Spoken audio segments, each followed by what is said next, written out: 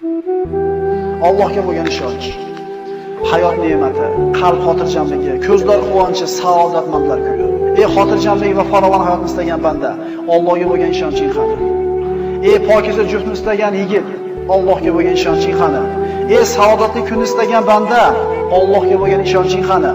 Ey qarzdor banda, Allohga bo'lgan ishonching qani? Musibatlarni boshidan ko'tarishligini bandalar, Allohga bo'lgan ishonchimiz qani? Gunohkor bandalar, gunohlarni kechirishiga bo'lgan Allohga bo'lgan ishonchimiz qani? Bizga mana shu ishonch naqadar kerak shu kunlarda.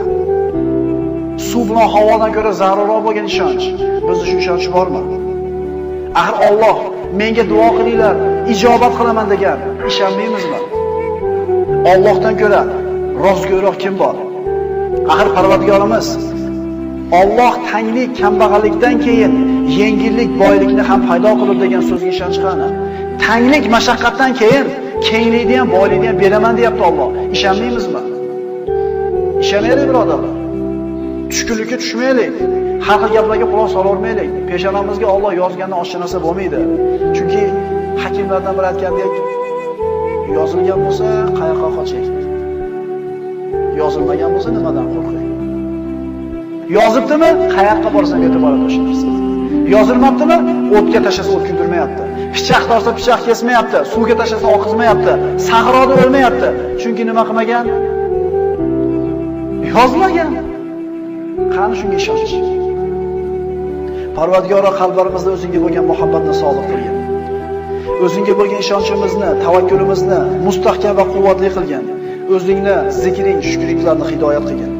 O'zingga ro'baro bo'ladigan kunimizda og'zimizdan chiqqan oxirgi so'zimiz la ilaha illalloh Muhammad Rasululloh kalimasi bo'lishini nasib etgin. Agar shuni ham Alloh xohlamagan bo'lsa ayta olmaymiz birodarlar.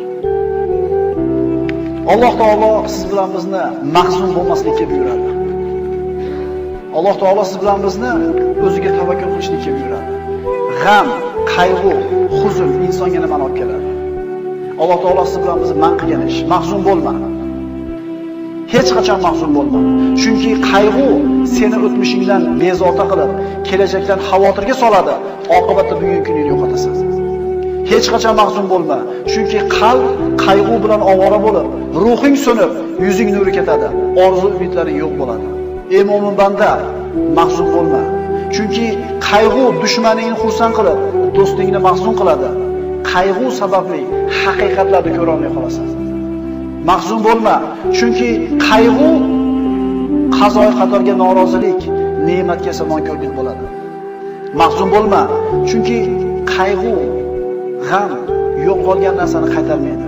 O'liklarni tiriltirib, qadarni qaytarmaydi, foyda keltirmaydi. Mahzun bo'lma, chunki qayg'u shaytondan, qayg'u faqrsizlik va naq umidsizlikdir. Mahzun bo'lma, agar sen faqir bo'lsang, umri qarzga botib ketgan kishilar bor. Agar mingani uloving yo'q bo'lsa, oyog'i shol bo'lib qolgan odamlar bor. Mahzun bo'lma. Agar bir farzandingdan ajragan bo'lsang, shunday insonlar borki, bitta baxtsiz hodisa tufayli butun oilasidan mahrum bo'lganlar bor. Mahzun bo'lma. Agar gunohkor bo'lsang, tavba qil. Yomon ish qilgan bo'lsang, istig'for et. Xato qilgan bo'lsang, isloh qil. Allohning rahmati keng, tavba eshiklari ochiqdir. Mahzun bo'lma. Agar g'amga botsang, asablaring taranglashib, vujudingni qiynab tunlarni bedor qilasan. Mahzun bo'lma, chunki qazo qadar qalami ishini bitirgan, varaqlar qurigan, kitob yopilgan, undan oshiqcha ham kalom bo'lmaydi. Mahzun bo'lma. Mahzun bo'lma, qo'lingdan ketgan narsaga g'am chekma. Bittasi ketgan bo'lsa, hali qo'lingda juda ko'p Alloh taoloning ne'matlari bor. Axir Alloh aytmaydimi? Agar Allohning ne'matlarini sanasangizlar, sanoqqa yeta olmaysizlar. Bitta ko'zing o'yilgan bo'lsa, ikkinchisi turibdi. Ikkala ko'zing ketgan bo'lsa, quloqing, oyog'ing turibdi. Bitta ne'matdan mahrum bo'lgan bo'lsang, hali juda ko'p ne'mat bor. Mahzun bo'lma. Hasadgo'y, botil ahillarning tanqidlariga parvo qilma. Chunki ularning so'zlariga sabr qilishda senga ajr mukofot bor. Seni tanqid qilishlari seni qadringni belgilaydi. Axir odamlar o'lik itga so'z otmaylar. Doim istig'forda bo'l. Chunki Parvardigorim tavbalarni qabul qilguvchidir. Alloh aytadi istig'for etgan bandalarga. Parvardigoringiz Allohdan mag'firat so'ranglar. Albatta u o'ta mag'firatli bo'lgan zotdir. Shunda ustlaringizga osmondan yomg'ir yog'dirur. Sizlarni moli dunyo, bola chaqa bilan madad berur, hamda sizlarga bog' bo'stonlarni berur. Istig'for etgan bandaning ustidan yomg'ir yog'adi. Bog'irog'i, bola chaqasi, moli dunyosi ko'p bo'ladi. Faqat ishonishlik kerak bunga. Mahzun bo'lma. Kasallik albatta ketadi. Musibatlar albatta ko'tariladi. Gunohlar kechiriladi, qarzlar uziladi, mahbuslar ozod bo'ladi. G'oyiblar, ketganlar albatta qaytib keladi. Osiylar tavba qiladi, albatta yomonlar jazosini oladi. Mahzun bo'lma. Mahzun bo'lma. Modomiki odamlarga yaxshilik qilar ekansan, albatta mushkullaring hal bo'ladi. Chunki odamlarga yaxshilik qilishlik inson o'zining mushkullarini hal bo'lishiga sabab bo'ladi. Mahzun bo'lma. Chunki sen qilgan bitta hasanat uchun 10 dan tortib 700 gacha ajr beriladi. Balki undan ham ko'proq. Lekin qilgan gunohinggacha bittagina jazo beriladi. Mahzun bo'lma. Senda eng katta ne'mat bor. Chunki sen tavhid kalimasini aytganlardansan. Ahli qiblasan, musulmonsan, qo'lingni duoga ko'targan kishilardansan. Sen mahzun bo'lma.